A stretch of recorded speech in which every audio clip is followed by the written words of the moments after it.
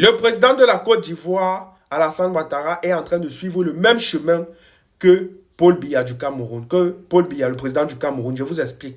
Vous vous rappelez très bien lorsque Alassane Ouattara avait fait une sortie où il annonçait au peuple ivoirien qu'il ne devait pas se présenter à la présidentielle de 2025 en Côte d'Ivoire. Mais grande a été notre surprise de comprendre et d'entendre et de voir Alassane Ouattara se présenter en tant que candidat hier devant nos chaînes de télévision. Et par ailleurs, pour tous ceux qui ont la mémoire courte, Alassane Ouattara a fait le maximum pour écarter ses principaux opposants, c'est-à-dire Tidjane Thiam et Laurent Gbagbo, parce qu'il sait que ces gens-là peuvent lui mettre les bâtons dans les roues, ou bien peuvent lui mettre les bâtons dans les roues. Et c'est le même schéma qui est à l'heure actuelle appliqué au Cameroun.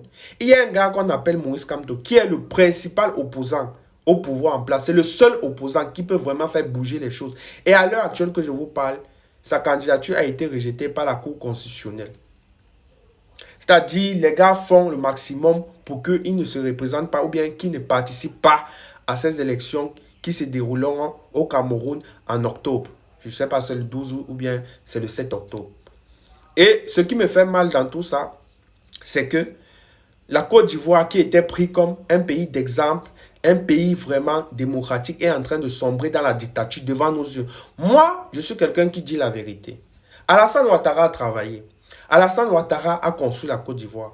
Mais Alassane Ouattara nous avait dit qu'il devait laisser le pouvoir. Ce qui me fait mal, c'est parce que ce président que je chérissais, que j'aimais, est en train de prendre le même parcours, la même trajectoire que Paul Biya. À l'heure actuelle, les partisans d'Alassane Ouattara vont se placer où pour commencer maintenant à mal parler du Cameroun. Parce que lorsque vous allez dire que, oh, voilà Paul Biya, qui est là-bas, il a fait 42 ans au pouvoir, vous n'arrivez pas à le retirer. Ces mêmes Camerounais vont vous dire que voilà Alassane Ouattara qui est en train de partir à son 4e mandat. Et il va même faire son 5e, 6e, 7e mandat devant vous et vous n'allez rien faire. Parce que nous tous on voit, les médias voient, les acteurs politiques voient que à cette allure, Alassane Ouattara risque de prendre, même après son 4e mandat, risque de prendre un 5e, un 6e, un 7e, si rien ne change. J'aime bien en fait le personnage, j'aime bien le président, mais il faut qu'on se dise la vérité.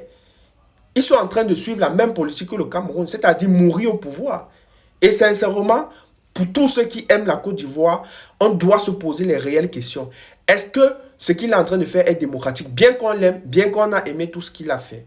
Bref, pour tous ceux qui viennent d'arriver, voilà, sur la chaîne YouTube, sachez que c'est ma nouvelle chaîne YouTube. L'ancienne a été supprimée. Donc, si vous ne voulez pas rater les prochaines actualités, abonnez-vous sur cette chaîne YouTube. Je n'en ai plus aucune autre chaîne YouTube. Ça, c'est la chaîne YouTube principale. L'ancienne a été supprimée par un idiot là.